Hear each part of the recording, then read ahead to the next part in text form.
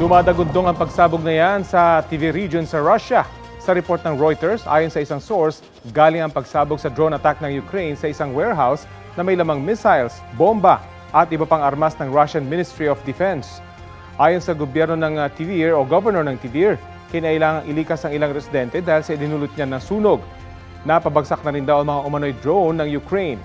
Sinabi ni Ukrainian President Volodymyr Zelensky na nagkaroon ng very important na resulta ang pagkilos nila sa Russian territory, pero hindi niya tinukoy kung yun ang pag-atake sa Tver.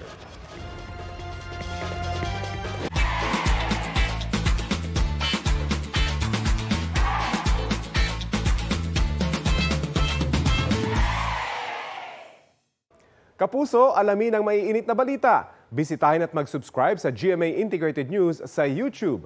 Sa mga kapuso abroad, samahan niyo kami sa GMA Pinoy TV at sa www.gmanews.tv.